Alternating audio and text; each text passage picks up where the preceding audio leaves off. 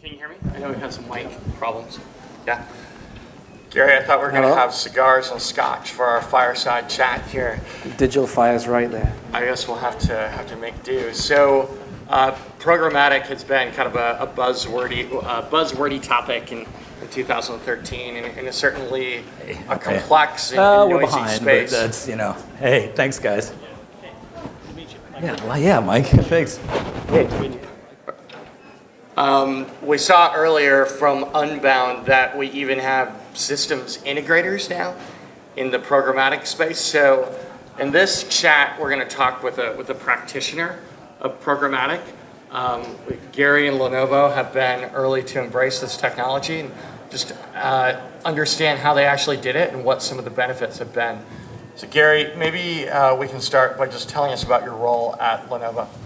So, my background and role is, from a background point of view, I've done many different jobs. I'm not a media maven. I worked on ThinkPad branding, bringing products to market. I've worked in channel organizations. So I've got a complete more of a total end-to-end brand mix embedded in my DNA. My job right now is how do we bring digital into our branding environment. I started off in the e-commerce area about 6-7 years ago. I helped set up the e-commerce drive to website, so all the activities around that. And then I've morphed over to more of the brand side to bring some best practices to digital, using best practices from digital into our branding exercise and drive that globally. Okay. Can you give us an idea of the size and the scope of the marketing operation at Lenovo? So one of the challenges we have, I think we've got probably 120, 130 countries, but really only 40 to 50 with real marketing spend. So one of the key things, we've got a $40 billion business. We got close on 35,000 people. We've got business units around Think products and business units around consumer products. And then sitting above that, we've got our headquarters that does finance and marketing. And then we've got regions. We've got Asia Pacific. We've got the Americas, which is LA and North America. And then we've got China that essentially runs its own organization. So we have this incredible matrix of products and geographies and headquarters that we've got to all bring together to do marketing. And then an additional challenge is at an agency level, we have different agencies in every geography and region. So it becomes very difficult to actually plan and manage campaigns and get data and results back in a very systematic way for us. I've heard you talk before about waste management when it comes to buying media. Can you expand on that principle? Yeah. Tell us how it applies. Some of this, some of that DNA comes away from the e-commerce area where you're maniacally focused on how do you drive the revenue for the lowest cost possible and to continue to do that. And there are all sorts of issues inside the e-commerce world around last click and some of those things. But if you take that logic, is a lot of media is waste. I mean, we just got to admit to it, whether it be TV, whether it be online media. Most people don't click on an ad. Most people don't see an ad. The engagement on any video ad or even social ad is sub 5%. So the reality is most of the media you're buying is waste, right? So in my view, even if it's digital brand or whether it's digital commerce, part of our job is how do we get the most out of what we're doing inside that spend, right? And with the way our company's structured, budgets and how we use our budgets is really important. So we're bringing that logic into our branding exercise without losing the sense of, creativity is important. I'll talk a little bit about that later.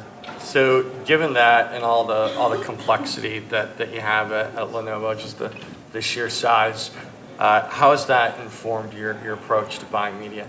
So what we're doing on the brand side, the e-commerce runs as a separate unit, but on the brand side, what we're doing is, from a strategy, we're trying to separate our media buying strategically into what we call two buckets. So we have the premium bucket, and I don't regard premium as being buying sites. Maybe we'll talk a little bit about that later, but we have the premium bucket and we have a programmatic bucket, which is a broad reach bucket.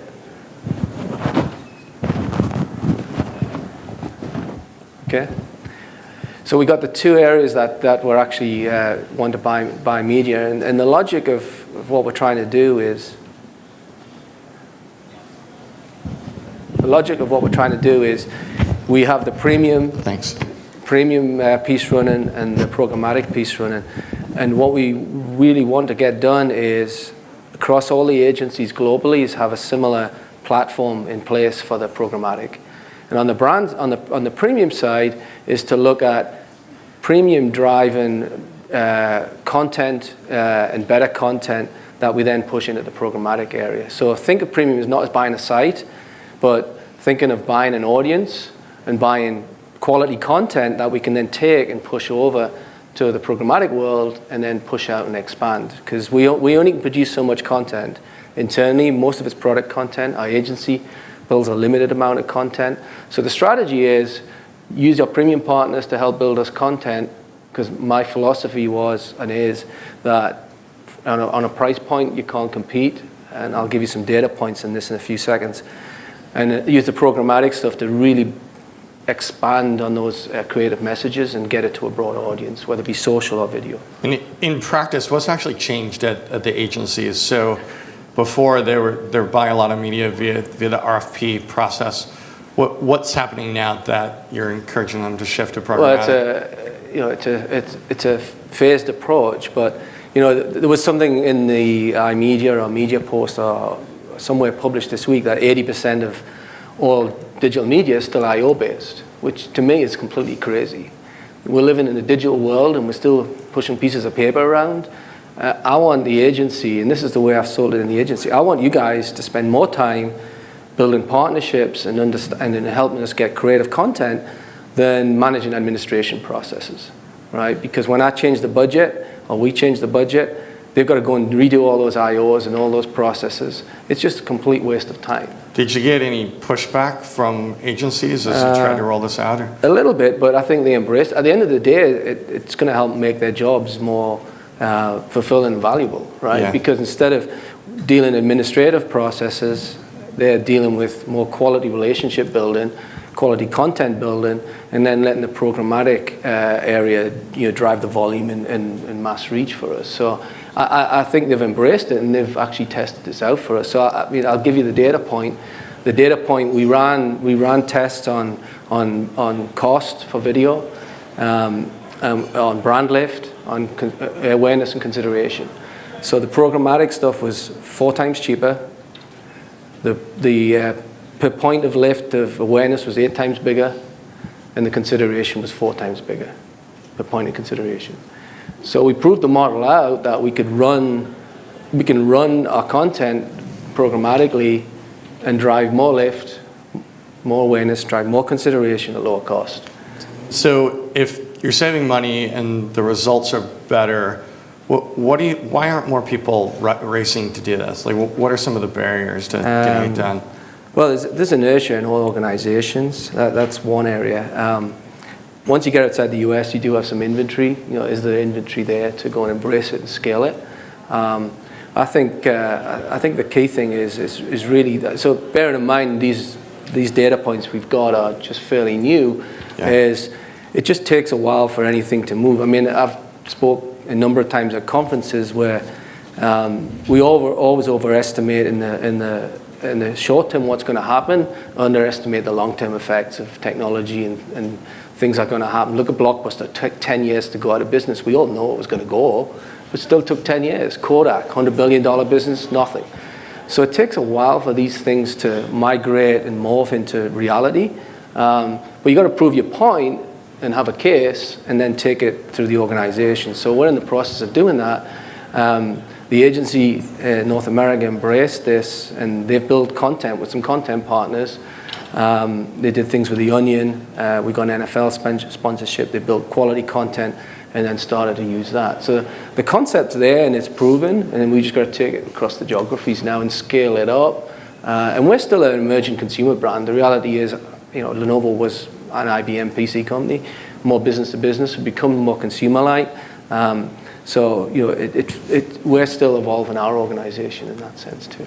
I think one of the misconceptions of programmatic is that agencies are going to be disintermediated and no longer needed, where in fact this is just a tool to allow them to be more efficient and better at what they do. More efficient and potentially more productive, right? And add value, right?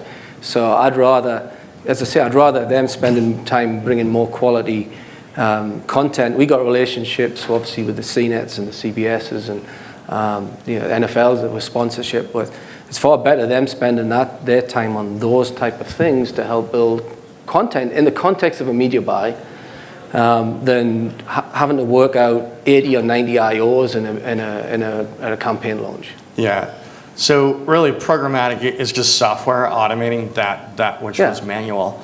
Are you plugging in any of your kind of first party or Lenovo data into the software stack that you use to buy? Yeah, so we've started that in North America, where the data sets are a lot better. So we've got first party, second party, and third party data, where we've got a DMP set up, and we're working with a data provider to bring all that together and create segments. So we create segments around a specific product that we're looking at. It's one of the consumer products. It's the new tablet we announced. We're looking at what are the types of users that are coming into our site.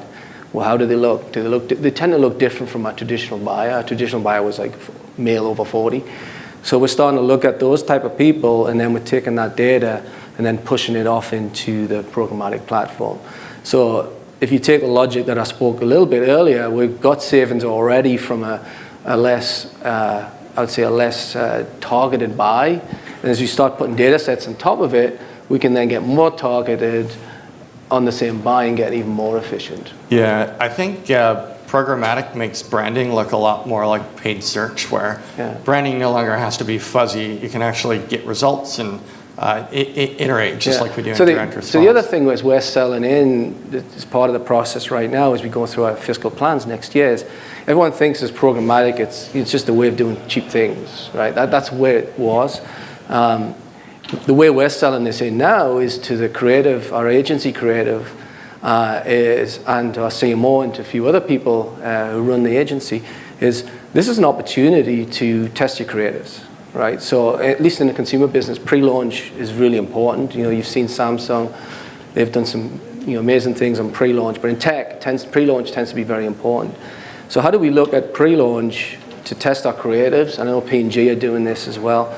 And then we can test in a programmatic platform very, very quickly against different audiences, test different creatives. I was at a conference last week where the Dodge Durango campaign, they've built 72 creatives. 72. How do you test 72 creatives in the traditional world? Yeah. You're not going to do it, right? So we just have to face these realities that automation is going to happen to our industry, and we've got to embrace it and make the best out of it. But it's not just driving costs down, it's how do you make other things better as you're doing this. On the point of the perception of programmatic just being cheap media buying, we're increasingly seeing advertisers do direct deals with publishers where they negotiate the economics. It's their deal. It's just there's a software provider to execute the campaign. It's called programmatic direct. Any parting advice for people that are kind of beginning to look into this or into programmatic in general? Programmatic buying. Yeah, I think you've got to have a champion in the business who wants to look at this and bring it into the company. The way we're working with this is working with the agency direct. So it's more of a partnership. We're not going through a trading desk. So it's a client, agency, partner triumvirate together. And I think what needs to happen in each business is someone to become a champion of what is the strategy for bringing this in and how we use this and push it globally. In our case, because we are a global business, we have other platforms in other areas like social. So if we're creating effectively an IT system across the globe based on programmatic providers that they're all working on a common set of practices and data. And I think that's something that large companies at least can look at embracing, where they don't always have control of regions and geos. You can bring to the table some commonalities and some benefits to bring together the organization. Well said. But it needs that champion.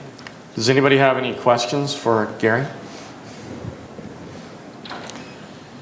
Okay. Thank you, Gary. Appreciate it. Thanks, everybody.